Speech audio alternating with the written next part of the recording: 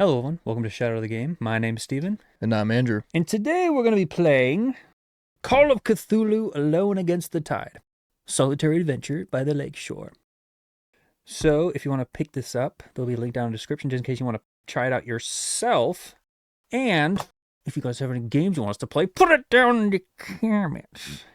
So this is a little different than what we usually do. Don't worry. We're not replacing board game content. This is just in addition to. So if you're like, where the heck's our board game content? It's still there. This, for your quick rules rundown, this is basically a solo adventure for the more comprehensive Call of Cthulhu role-playing game, which as you can see, I have some books over there. But those are like TTRPGs, so they're like tabletop role-playing games. This is a solo adventure that you can work through yourself that works based on the same system, and so you still have like the same kind of character sheets, and you do the same kind of roles and everything, but instead of having a games master and it mostly being free form, it's pretty structured. It has all these different numbered entries that you work through, and as you work through them, you read them, and it tells you what to do, it tells you what roles to make, or you have to make decisions based on where you're at in the adventure. And so, while this is usually done by yourself, just reading it, we're going to play a little. I'm going to be kind of like the games master for this, and Andrew's going to be the player. And we're going to work through it, see if Andrew survives, or if he doesn't. Unlikely. You're going to do great. You're not going to go insane. You're not going to get eaten by evil cultists or by horrible monsters. So, without further ado, we can just start at entry number 1. Do it. Okay.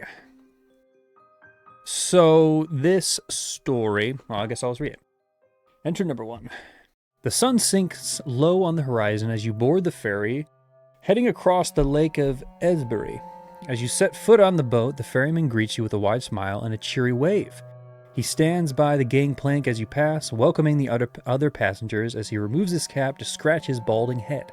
His pudgy figure fills his well-worn suit. He looks a little awkward, but he seems a rather pleasant sort. Leaving the man behind, you go take a seat towards the prow, eyes fixed on your destination. You settle into a seat with your thin briefcase resting on your lap, noticing that the rest of the passengers are likewise getting comfortable for the short trip across the lake. Glancing around, you catch sight of the ferryman entering the cabin.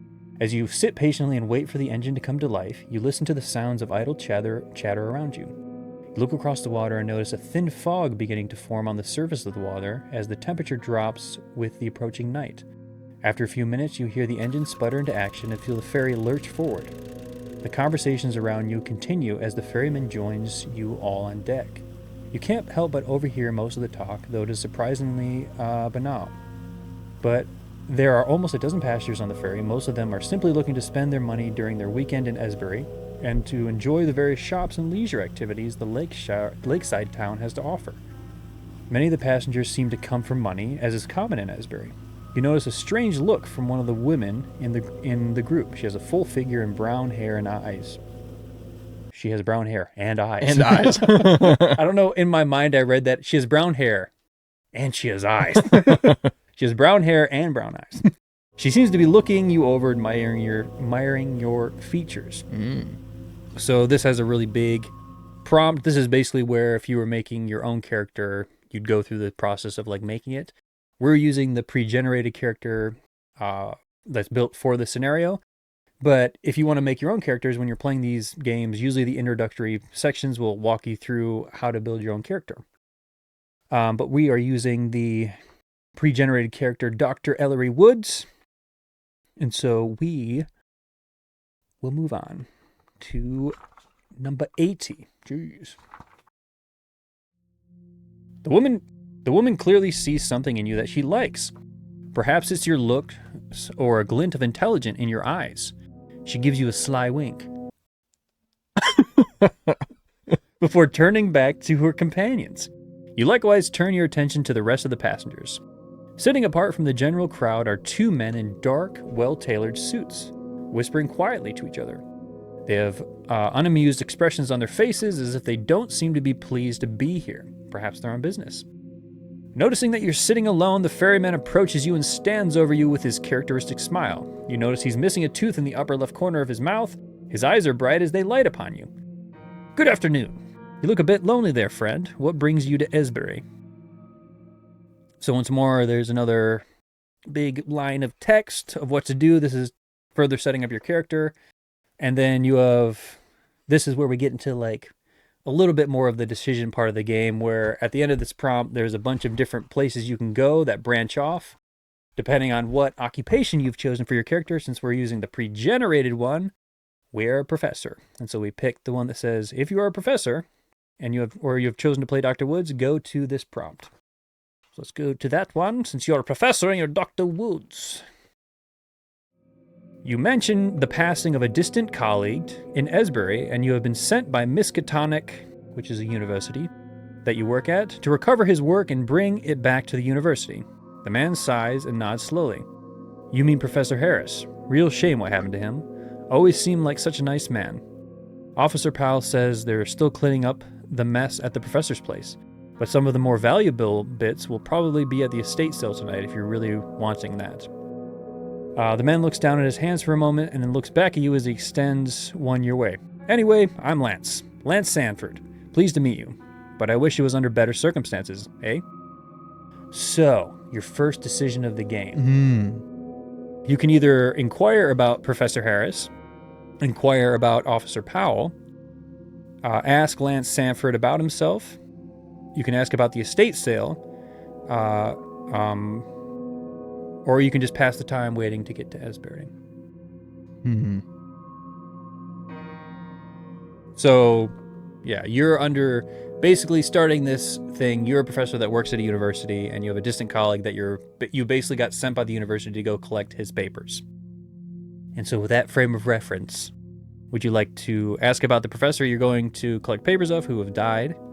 Ask about the officer who's cleaning up the mess at his place? Want to ask about Lance himself, the ferryman?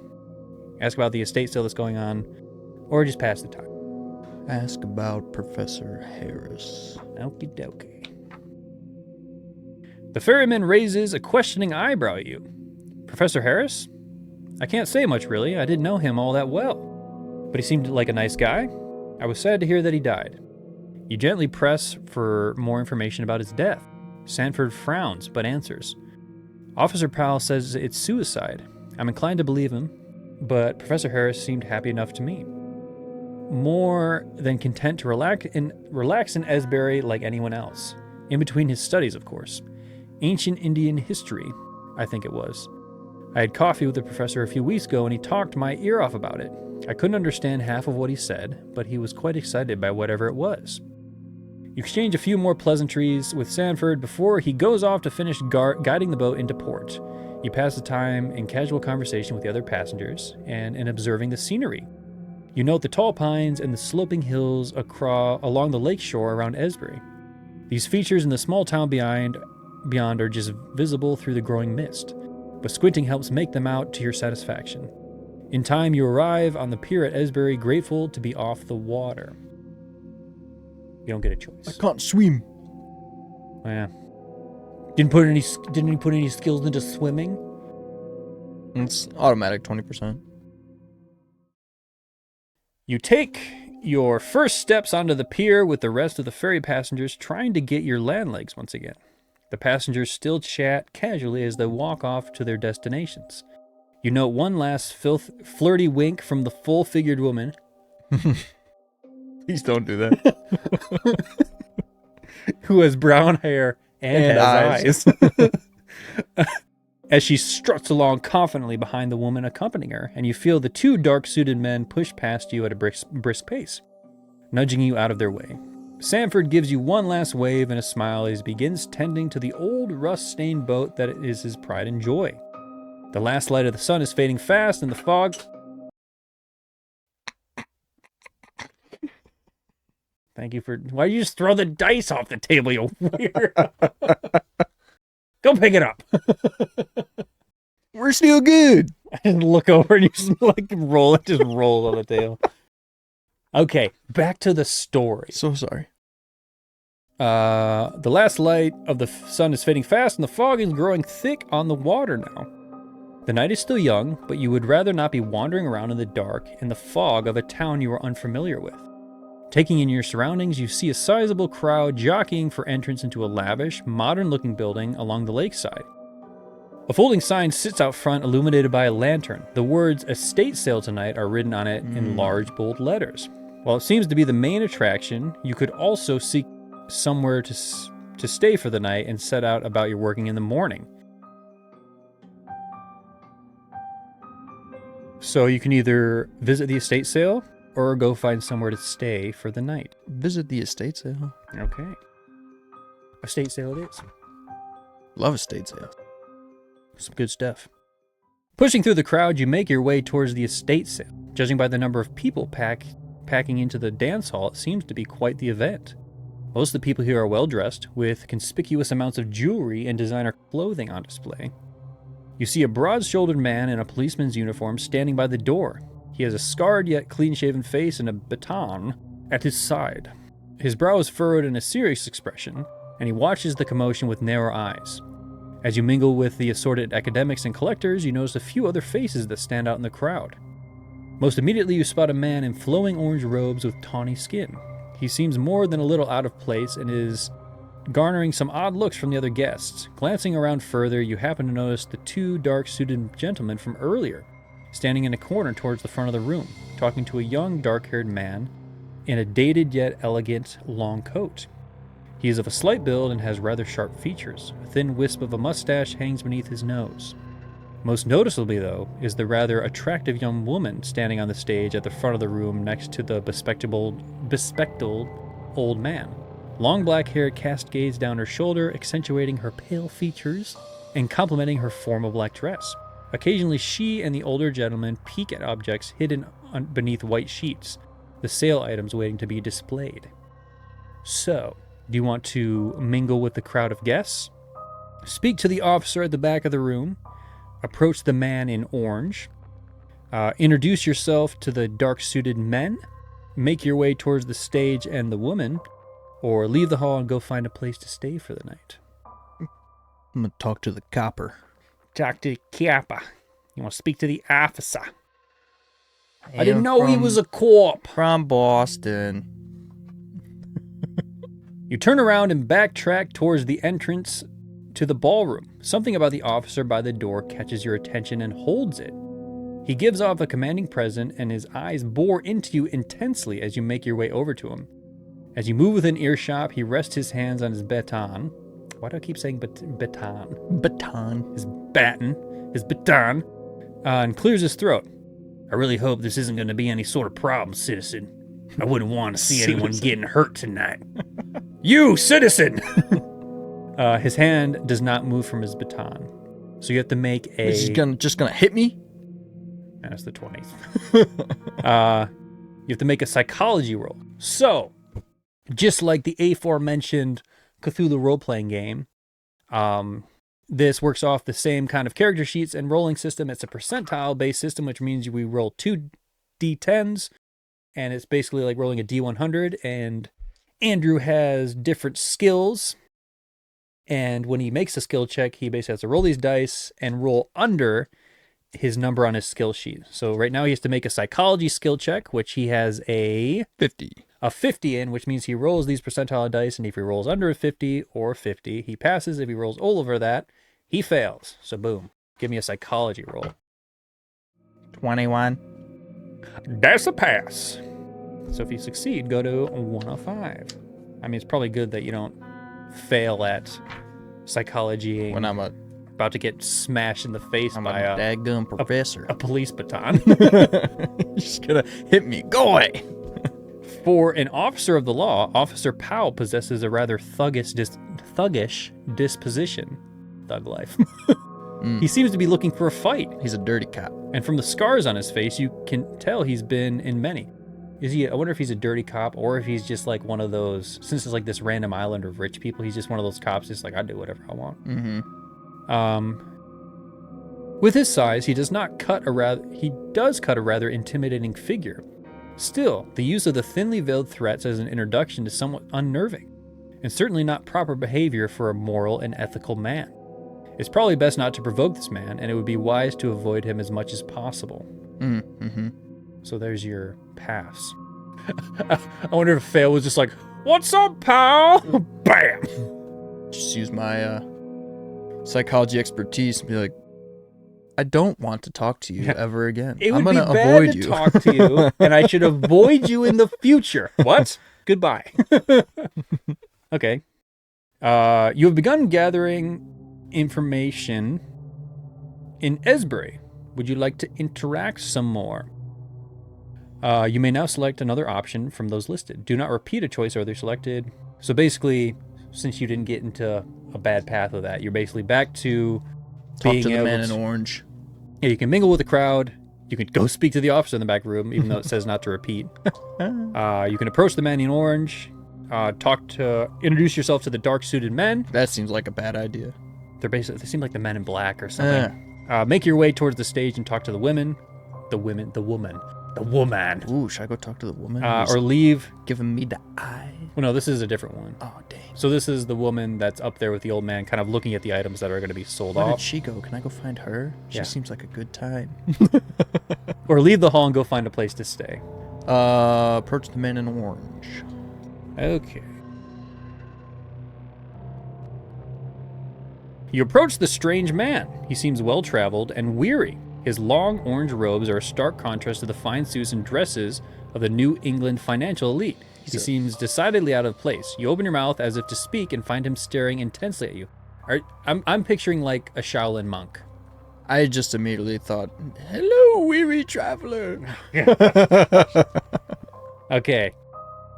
Make an anthropology roll, which is, I think, a really good skill of 60, yours. yeah. Oh, man. Give me a roll. 15. Look at you just succeeding. That means it's going to go really badly later on. I mean, we all know how terrible I am at rolling dice, so the fact that I've gotten 2 successful rolls so far. Well, also, you're doing rolls and stuff that you're actually pretty good at. But they're like so far under what I've needed. Yeah, you're doing pretty good. You Okay. gave me loaded dice? Okay. You recognize the man's style of dress to be that of a Buddhist monk. Ah, see, you were right. You bow a customary greeting, to which the monk smiles and returns the gesture What, do you before think it was speaking. like Doctor Strange or something? Before speaking in heavily accented but fluent English. I'm not going to do an accent. Do it! That would be poor choice. It's good to see you. It's good to see one here with such respect for our customs. I am Ban Yu. His expression turns to a frown as he makes a sweeping gesture to the rest of the room. The rest here seem only to seek to profit from my culture. Selling the items of my ancestors is most shameful. You respectfully question why he would come to such a long way to witness such a thing, and he sighs before turning back to you. I have come with money my temple could gather so I might save a certain few of the artifacts, ones that your Professor Harris stole from my temple in Sarnath when he came to visit some years ago. Professor Harris. Classic. The monk seems troubled and falls silent. He bows a farewell and you take the cue to leave. Go back to, 17. So you're back to being able to mingle with the crowd, introduce yourself to the dark-suited men, make your way towards the stage and the women, leave the hall and go find a place to stay for the night. I'm going to approach the woman. The woman. Okay. You make your way to the stage, navigating around the many guests in the dance hall. Your eyes lock firmly on the woman. And hers rise to meet yours. She looks up from peeking at one of the hidden objects. She stops what she's doing as you approach, and a smile appears on her lips as she notices that she's caught your eye. She rests her left hand on her hip as you come to stand at the foot of the stage. The old man behind her continues his inspections, either unaware or uncaring that you've come to distract them. The woman leans towards you over the edge of the stage. You can see her makeup has been painstakingly applied, despite her status as a recent widow. Ooh, so this might be the professor's wife. Mm. You clear your throat as she meets your gaze and promptly introduce yourself. She extends her hands to you formally. Well, aren't you a new face in town? She teases. We get those quite a bit here. No doubt you plan to bid on some of my late husband's things. Good for both of us, I say. Just to be sure to give a good price for little old me, all right? She winks slyly at you. The winking, man. Is that slyly? You realize now would be a good time to get more information from this woman who might be the most well-informed regarding your interests. She certainly seems like the flirty sort and would probably respond well more to the same. So, are we at all suspicious that she seems totally unbothered that her husband, who we kind of got from the ferryman, committed suicide maybe? Which I doubt that's the real story. No, yeah. But if he's stealing artifacts and all of a sudden there's an apparent suicide. Yeah. And there's these dark-suited men coming, and she just seems like, oh, please bid on the stuff and give me a lot of money. It's like... She just, yeah. Okay, but She's you want trying more... to profit from her husband's death. Yeah, you want to get money, so make a charm roll. How good are you at charming? 35. Well, I think that's one of the stats you put some in. Mm-hmm. Okay. I'm very charming. Well, this is probably going to maybe your first fail. Check. Don't say that. You only have a 35% chance. All my rolls have been under. Okay, let's see. Go ahead. Let's see how charming you are. 1. What the? I am so charming. This woman wants to marry you. She's already pregnant with your child. Oh. How did that happen? You see? You see how charming I am? Well, this game's going to be boring if you just goat. pass everything. Okay. I could even have passed the extreme. You take her hand in yours. And I wink back. Bring it to your lips, keeping eye contact What? with her as you do so. She giggles and you just kiss her hand. She giggles and her smile grows wider. As she regards you with interest. My, aren't you the charmer? If I weren't a widow, I'd be thrilled. But I still must mourn my husband, you understand. I like how she's basically saying like, oh, we could get it on right now, but I just lost my husband. So I should wait a little bit. I should mourn a little bit. He was a stuffy old goat and obsessed with his studies. If he was old and she seems like a young, attractive woman, that also. I'm not saying she's the gold digger. I'm not going to finish that line. But I still he's stuffy old goat obsessed with his studies. I have no problem selling his things, mind you, but that's because I need the money. A girl like me gets used to a certain standard of living after all. But I can't very well go chasing after the first suitor who comes to replace him, no matter how fetching. She winks at you again. Stop. Why is all these women just winking up a storm, man? Man, Ellery just getting it. Ellery's just like... This is the second woman that's just continuously winking at him. And rests her hand on your arm and lowers her voice to a whisper. But perhaps you could join me for a drink later. I have a little bit set aside for good company. Oh. I won't tell you if you don't. She seals the conversation with a final wink. Jeez. Every woman. the guy who wrote this book. How do women flirt? Oh, they wink. They wink a lot. They wink a lot. So much winking. With a final wink before lifting her hand and turning back to the stage and its hidden artifacts. And we're back to... You can mingle with a crowd of guests, introduce yourself to the dark-suited men. Nope. Or leave the hall and go find a place to stay for the night. I think I'll go find a place to stay. It seems like a successful evening. Yeah, you got a lot of information. Got a new girl. Almost got smashed in the face by a policeman. It's all good. While the estate sale seems interesting, you would feel more secure with a roof over your head for the night. You pull someone out of the crowd and inquire as to where you can find a room to rent. You're directed a few blocks into town to a modestly priced hotel a few buildings down from Esbury's police station. As you enter in from the cool night air, you're greeted by the heat of a roaring fire. The small front room feels stuffy and cramped. The bulk of the space is dominated by the large service counter, behind which sits a wiry-looking woman who winks at you. She does. Stop. She turns her wide eyes to you and asks your name, then quotes you the price that's more than fair. With the transaction complete, you haul your thin briefcase up the stairs, unpack it, and settle into your room for the night. See what... You wake up and you're stabbed by a winking woman! You wake up in the morning, grateful for the rest. You rise from your bed and take in the modest surroundings that make up your room. The furnishings are sparse, a small, poor-quality dresser and a cramped and dusty writing desk tucked in the corner. Sitting atop the desk is a plate of eggs and toast, apparently set out for you by the hotel owner. Did you just come into my room, bro? The walls are plain and unadorned, save for a single window that faces towards the lake. However, this view is currently blocked by the incredibly thick fog, which is taking on a pale green hue.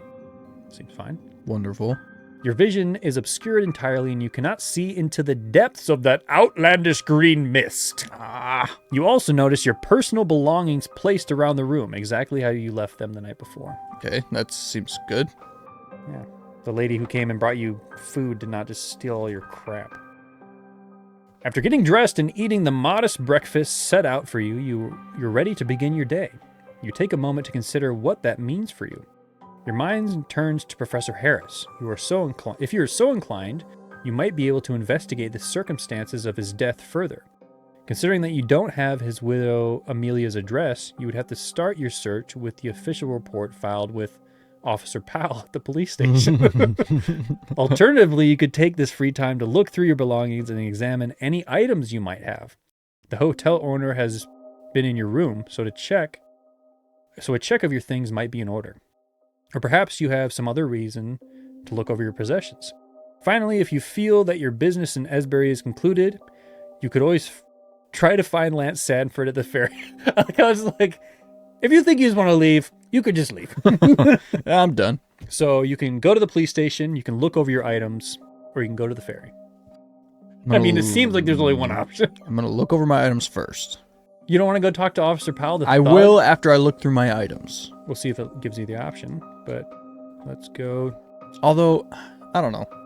It said I took a brief look around the room and it said my items were left exactly where I left them, but I don't know. You never know. Let's do this. I mean, the other option is going to the thug who's going to beat you with his baton, or just leaving the I'm going to islands. have to. Let's see where this takes you. A good cursory inspections of your personal belongings reveals that nothing is amiss. Okay. All of your possessions are just as you left them. While you're here looking things over, you can take this opportunity to more closely scrutinize items bought at the estate sale. Alternatively, you may leave and go explore elsewhere if your curiosity is satisfying. After examining each item, you will be redirected to this entry or given the option to proceed as appropriate. If you have none of the items or are done looking over what you bought, choose to investigate elsewhere. I don't remember buying anything. Did I buy something? Oh, so it says if you bought the journal from the estate sale and want to look it over. So that if you that probably would have been mingling with the guests. If you would have stayed and mingled long enough, I guess the estate still would have started and you could have bought some stuff. Dang. So you didn't buy the journal, you didn't buy the clay cylinders, you didn't buy the altar, and you didn't buy the idol. Crap. I feel like mistakes were made. Well, Yes. actually, you're not here for any of that stuff. You're just here for his notes, which weren't going to get auctioned off. Maybe I just wanted to, I don't know. So guess what your options are? Go talk to the You can go to the police station or go to the ferry. I'm going to have to go talk to him. He's going to beat me with his cane. It's always the case. I always love a lot of these kind of like choose your own adventure books where you get to certain points in the story and it's like, do you have the vial of invisibility? And you're like, where was I supposed to get that? Because like depending on the path you go down, you might. Yeah. And like that, it never really told you that. I guess the estate sale was going on. It never really told you that you would be able to buy stuff. But I guess if you just, because one of the options wasn't stay for the estate sale. Yeah. I was so successful in all my roles and all my, I should have just done all of the prompts. I guess if you went to mingle, maybe if you went to mingle straight away, you wouldn't have been able to talk to anyone else and it would have just started the estate sale. Okay. So yeah. But then I wouldn't have gotten to shoot my shot with the widower. Yeah. You didn't even talk to the dark suited people, bro. They might have winked at you too. So you want to go to, you didn't buy anything. Yeah. So you want to go to the police station? Talk to the Kappa. Considering that your psychology test said stay away from this guy, this is going to go great. Mm-hmm. You step out into the greenish mist. You feel it clinging tightly to you as you make your way the short distance to the police station. Upon entering the small brick building, you are struck with a sense of claustrophobia. The walls here are uncomfortably close together, and the space is tight. Crammed into the tiny structure are a large desk, several filing cabinets, and a few chairs. A closet-sized holding cell with iron bars sits at the rear of the room. Behind the large desk is Officer Powell, smoking a cigar with his feet propped up on the table. His coat is unbuttoned and his hat lies on the top of a stack of papers next to a battered old revolver. He opens one eye and frowns at you, sighing through his cigar as he straightens himself up to look presentable. If you're bothering me right now, I'm going to assume this is important. He's from Texas. You mentioned that you would like to see the police report for Professor William Harris's death. This is going to go great. Yeah. To which he replies with a snort, "You have no business dealing with that. Even if you did, this is my jurisdiction. Shove off and leave me in peace." He doesn't seem cooperative, really. But perhaps you could convince him that you have some special circumstances that warrant you looking through his files. You have to make a fast talk roll. Compliance will be gained. What is your fast talk? 15. If you pass this, man. Watch this, though. 96! Incredible. Rats. If we were playing actual Cthulhu, that would be a critical fail. Well, this is gonna be great. I'm so excited. Hold on, cut that out. 77. Oh, still a fail. Amazing. You try to convince the officer that you have a particularly good reason for needing access to the files. Please? But he simply doesn't care. "Scram, stranger. You're ruining my smoke. If you want to dig at that dead guy, go bother his widow. Her place is over on the north side of town, right next to the church. I got all the information I wanted. Can't damn well miss it. Officer Powell will be no more help at this time." Oh, really? I just want to know where she lived. Do you want to go find Harris's house or return to the hotel? Find the house.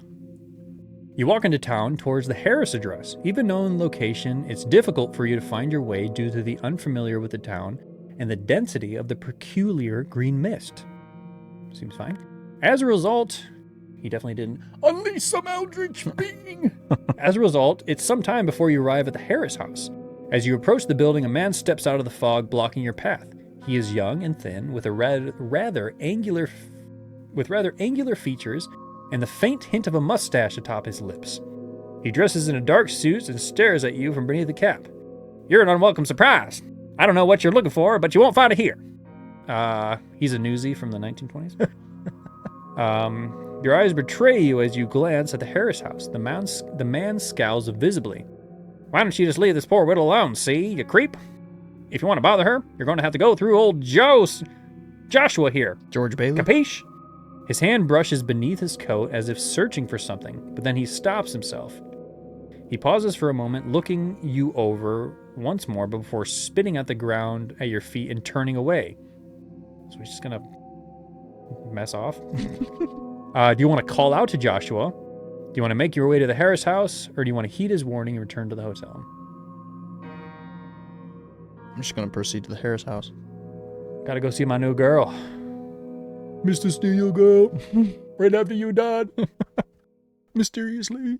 Despite Joshua's urgings, you feel compelled to speak to Amelia yourself. Amelia. You approach the front of the house and note your surroundings. The house's exterior hints at the wealth of the occupants, but then again, so do most places in town. Directly across from the residence is a small church whose religious iconography seems to have inspired the Harrises in the design of their own house. A bronze cross hangs over the front door. The decorative columns line the outside walls of the two-story house. All in all, the architectural style is somewhat Baroque, complete with a pair of carved angels lounging beneath the eaves that are just visible through the strange haze. You knock on the door and wait in the mist for a few moments, hoping for someone to hear you. Eventually, much to your relief, the widow Amelia answers the door. She's wearing a bright red dress, which accents her deep crimson lipstick. I wonder if she's going to wing at you. She appears to have taken great care over her appearance. She flashes you a smile and invites you in. The house opens. She's not flirty today. The house opens into a large foyer, and you see various crates and bundles stacked high along the walls. Just selling off a few things for the more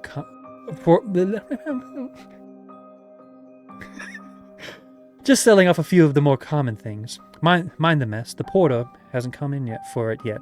She takes you by the hand to lead you past the stack of items, helping you to pick your way through the deceased Professor Harris's assembled possessions. She takes you into a small drawing room full of antique furniture and offers you some coffee. Coffee. After settling in and exchanging a few well-mannered pleasantries, you ask in more detail about the late Professor Harris. Amelia sighs theatrically and looks down at her hands. I can't imagine what you'd want to ask about William. I found him in his study with a gun still in his mouth. What more could you want to know? Make a psychology roll. I'm pretty good at that. What more would I want to know? Everything. Did you put the gun in there, ma'am? What'd you get? 73. What's your psychology? 50. 75. No.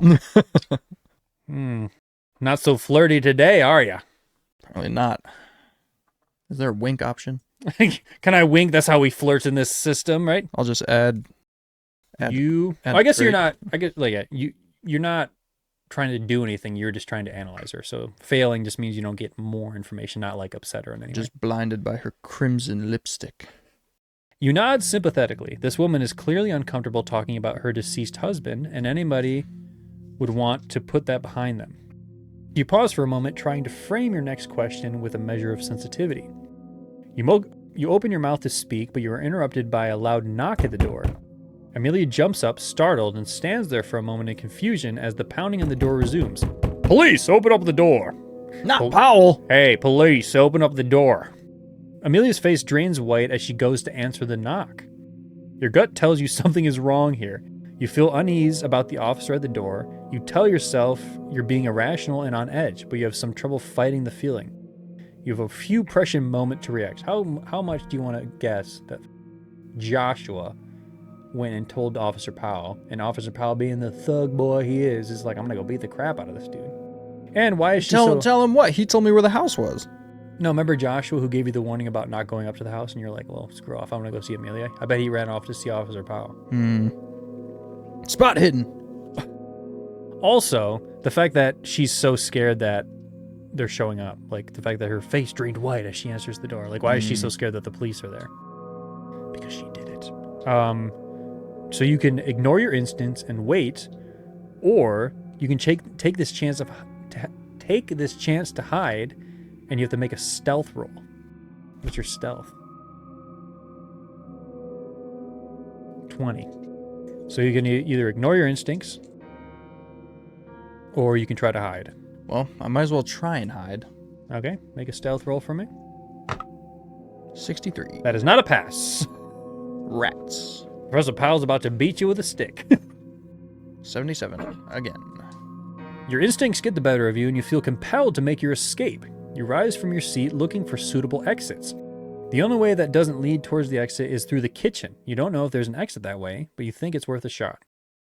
Unfortunately, you never get to take it. As you rise and head for the kitchen door, Officer Powell bursts into the room shouting, "Freeze, police!" You glance over your shoulder and see his revolver leveled at you, and you go stiff. You're under arrest for trespassing. Now you're gonna come with me now. He told me where the house was. He told me where the house was. Amelia invited me. He said, if you want to know anything, go talk to the widow. Here's where their house is. Now you're under arrest for trespassing. That Joshua guy's crooked, bro. He's got some power over Powell for something. He has you dead in his sights. Talking would do little good as he's already caught you trying to flee the scene. You should probably do what he says. On the other hand, you could try to run.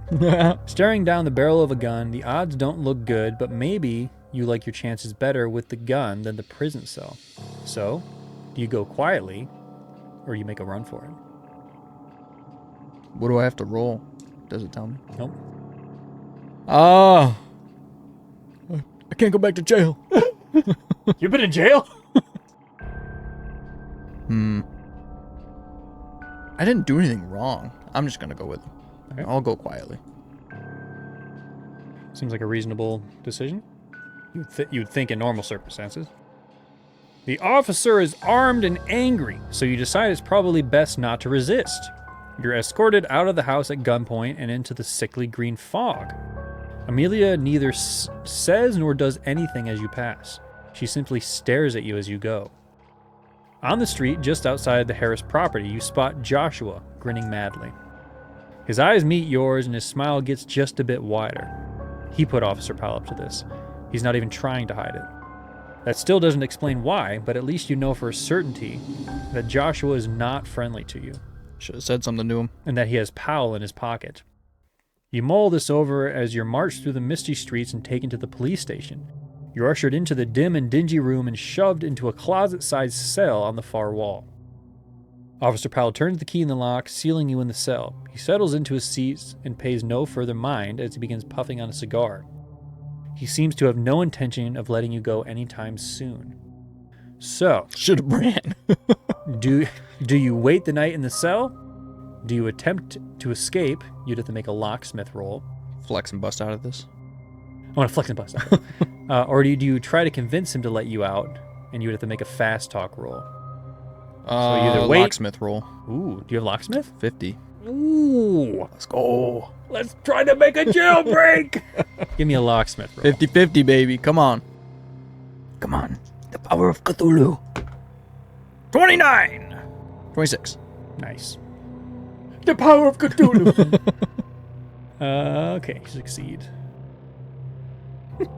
This is going real well. I went from just asking some questions to breaking out of jail. Well, I'm also suspicious as to, one, why was Amelia so scared? And two, why didn't she say anything? Yeah. You think she would have been like, no, he's not trespassing. I asked him to be here. So she's scared of Powell, or she's scared of Joshua knowing that. No, she's scared of Joshua. I think Joshua somehow has power. Joshua somehow probably maybe killed her husband or something. Okay. He did tell me not to go up there, so. Yeah, but he was it's not even, he's not in charge of you. You're like, oh, you can't go up there. And yeah, but if he has Powell in his pocket, then. You didn't know that? He was just some random guy. Could be the mob or the mafia. Yeah, or the cult. Considering that we're playing Cthulhu. Okay. So you succeed your locksmith. Man, this is going to be bad. Now you're going to be on the run from the police. I'm going to be on the run the whole time. You spot a paperclip lying just outside the bars of your cell. No doubt it fell off of one of the stacks of documents on Officer Powell's desk. Convenient. You slip your hand between the bars and reach out to grab it, sighing with relief at your good fortune. You bend the paperclip to serve as an improvised lockpick. You technically need 2 people. Whatever. Because you need a fork and a rake. Whatever. I'm sure if you're good enough, you can't pick up. Oh, this is a 1920s lock. I bet you're just you could put your finger in there and turn it. No, because I'm not going to go into it. I thought you needed a pry bar and a rake, to you put tension do, and stuff. but jail locks have massive keys. This is also... You're not going to pick it with a... Yeah, this is 1920s on a random island. Yeah. Whatever. You're good at lockpicking. You can do it with a paperclip. Yeah, sure. Glancing up to see that Officer Powell is still turned away from you, puffing absentmindedly on a cigar. So you didn't even wait till night. You're literally just picking this lock while he's just sitting there. Oh no. Don't say that. You set to work trying... I just looked at what you need to do. You set to work trying to get the lock open. The lock is strong as it's meant to keep criminals safely behind bars, but it is no match for your skills. It takes you some time to finally get it open, but eventually you feel it give way. You check on Officer Powell one more time. He seems to be paying you no attention. If your luck holds, you may be able to sneak out of the prison without him noticing. Make a stealth roll. Oh, rats. Isn't that your Stealth. 20? 20. Because it's just the base. Come on. Well, this is going to be good. This is going to decide whether you get probably shot in the back. I'm just going to die right here. I mean, you could. Ooh. 69. Because that's one of the things with a lot of these kind of pick your adventures book is that it could just end like that. Because I don't know about these adventures specifically, but a lot of old timey, not old timey, but back when pick your own adventures were big, they were kind of meant to be kind of played multiple times to get farther and farther or choose different paths. But I don't know. Rats. Oh, okay. I looked at it and it says you creep out of the jail. You make it okay. There we go. You failed. You creep out of your cell as quietly as you can. You make it nearly halfway to the door before it turns out your best is not good enough. Powell hurriedly rises to his feet and raises his gun at you. He has no intention of letting his prisoner escape. Your fight or flight response takes over, and you act solely on instinct when you're faced with your probable demise. And you have no choice in the matter. Let's see what happens to you. You eye the barrel of the gun, weighing your chances. It doesn't look good, but you decide it beats the alternative. Oh, really? Your muscles tense, waiting to spring into action. You take a breath and go for it. You miscalculated just how slim your chances were. You manage to take one step before you hear the loud crack of the revolver. You feel a round slam into your chest, and then another. You stumble back, clutching at your wounds, doubling over in agony. You look up just in time to see Powell looming over you before he smashes the butt of the gun over your head. In a daze, you look down at the pool of blood forming around you. Your limbs start to go numb, the pain starts to recede, and you feel yourself growing cold. You know that you're going to die. The last thing you see is the glint of murder in the policeman's eyes. You have died. Your visit to Esbury is over. The end. Come on. What the heck? Shot in the chest by the police. Excessive force. Oh, suing. I mean, crooked police, but... Man, you didn't even get to investigate anything. What the heck? I got a couple good winks from some fine ladies, and you didn't even buy anything at the auction. I got a good night's sleep. You went to a lady's went house to back talk to her house, got arrested. Didn't even trespass, got arrested for trespassing. Shot in the chest To twice. be fair, you did try to escape prison. I mean, jail. And then you got shot by the policeman who wanted to murder you anyways. Come on. Well, Andrew. That is the end. You're a horrible investigator. We got to do this again. You got overconfident, bro. I said pick the lock. I got confident because it said pick the lock. I didn't know I was going to have to sneak out of there, even though that makes total logical sense that I would have to. Okay, just a second. Ah. Let's go. So if we go back. You are dead. The end. Yeah, you just got shot. Yeah, just a second. Okay. We'll give you one retry. So the good thing about this book is that it kind of tells you what prompts you might have come from. And so if we work back to where... I can mingle with the guests? No. Oh. We're not going to go that far back. Oh. We're going to go back to where you can either... give up or run away. Wait the night in the cell. Use a locksmith to pick the lock. Or use a fact to try to escape. Because I feel like going back to the stealth roll is just going to give you a 1 in 5 chance to get shot again. So... I'm just going to wait the night in the cell. Okay. This is your one life. If you die again, you die for real. All right. Because that's just depressing. You didn't even do anything. I picked the lock. Look at me. Dead. I mean, you could escape. Okay. Stealth roll. Dead. Okay. Stealth roll. Stop it! I survived. No, you don't. I escaped. Officer Powell glowers at you. Glowers at your every little action. Despite his laziness, he keeps a close eye on you, and you won't be slipping away anytime soon. Mm-hmm. No matter what words you try, he ignores your pleas for release. The hours drag on. As the two of you sit alone in the room, the air becomes warm and stifling. Powell opens a window to let the room air out. You stare out into the green fog and feel a great sense of unease, as if something is staring back at you. You shake off this irrational fear and busy your mind with thoughts of how to obtain your freedom. You don't ponder for long. Your sense of unease grows greater until it's all-consuming. You know that something is coming. You hear the shouting first, people panicking in the streets. Officer Powell jerks out of his silent visual when the shouting begins before rushing outside to restore order. He's gone for quite some time and the shouting continues. And then the water rises, seeping through the doorway and into the small building that you're stuck in. At first it merely wets the floor, but soon it's up to your ankle. You're up to your ankles in it. Then your knees, then your waist. In the course of a few hours, it rises with little sign of stopping. Between the bar, the fog, and the water, you feel thoroughly trapped. Real madness overtakes you now. You swear that you can make out strange and alien shapes within the swirling mist. horrible flabby things with slender limbs and saggy features. Oh, I didn't know you were in this game. Flabby. Flabby and saggy. They are decidedly unhuman. When these hallucinations, for that is what they must surely be, begin, you hear the shouts turn to full-fledged screams and then die out in the night, choked by the mist. Through the window, you see the light from multiple fires glowing within Esbury, illuminating and consuming everything, even as the water rises to swallow up the town.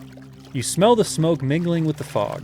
You try to convince yourself that you're having a panic attack, and that this is all a dream, that this isn't real.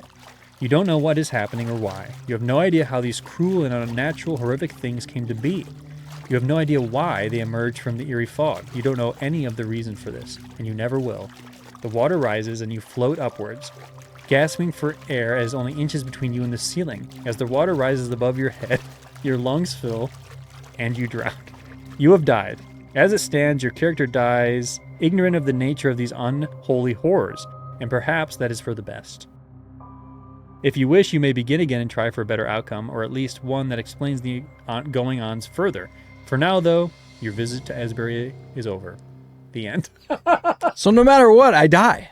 Well, I think the only way... So if you just waited, you die. I think the only way out of that situation is locksmithing and stealthing away. Stealth! Or if you can fast talk him to let you go. So My fast talk's like 15. I think once you get into that station with Officer Powell, the only way you're getting out of it is if escaping. You roll well. It's not just like you can pick the right option. 18, I passed. Oh! I'm glad we went back and gave you a second chance. Yeah, so happy that happened. Oh, man.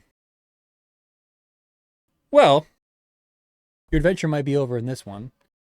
For now. We could come back for this, but there's also like a couple more of these or other kind of choose your own adventure games that we could try. So we'll see if you want to come back and do this one. Let us know if you want to see if Andrew can get any farther. Or maybe next time I will be the game master and Steve has to do all the things. No! I'd make all the right choices. We could also do that. You'd probably do better than I would. Let us know. Because we could do this one again. I could do it. We could do another one of the same thing. Let us know. But until then, we'll see you next time. Bye.